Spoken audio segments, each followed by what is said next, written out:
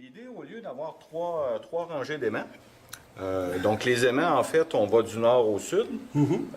Donc là, l'idée, c'est d'aller du nord au sud, du sud au nord, du nord au sud, du sud au nord, de façon à faire un truc comme ça. Mais là, on va avoir deux rangées.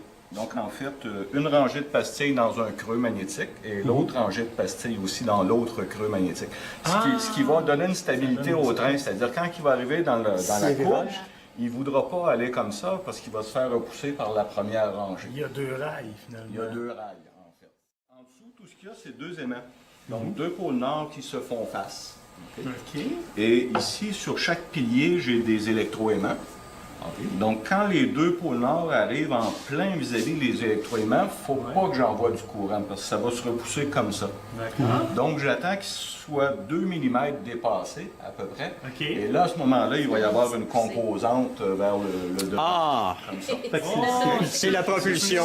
C'est la propulsion. On envoie juste une petite impulsion dans l'électroaimant pour Le détecteur? Le détecteur, en fait, c'est très compliqué. C'est deux lamelles de plastique. Et ça ici, c'est deux détecteurs optiques comme ça. Donc, quand la première lamelle croise le premier détecteur, ça dit, oh, ça dit à l'ordinateur, le train arrive. On est vis-à-vis ce pilier-là. Donc, on coupe? Non, pas tout de suite. Ensuite, le deuxième, quand encore la première lamelle traverse le deuxième, là, on calcule la vitesse du train. Parce qu'on sait qu'il vient de parcourir à peu près 5 cm comme ça. Et là, on décide si on l'accélère ou non. C'est vraiment joli. Donc, j'installe ça par-dessus. Et puis là, ça prend l'azote. Ça prend l'azote. Il faut que je mette un support en dessous parce que sinon le train ne voudra pas se relever. En fait. Ça fait pas de bruit. Comment? C'est pas vrai. Oh, puis en réalité, bon, il pourrait aller super vite. Là, il va frotter parce qu'évidemment, il n'est pas bien. C'est pas ça l'idée? Donc, si on veut le ralentir, qu'est-ce qu'on fait? Ben, on inverse le courant dans les bobines.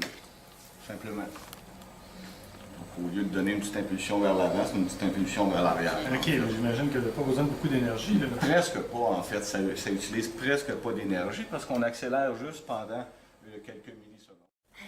Check ça! C'est absolument magnifique. Trois petits chapeaux comme ça. Le prochain, il va être imprimé 3D.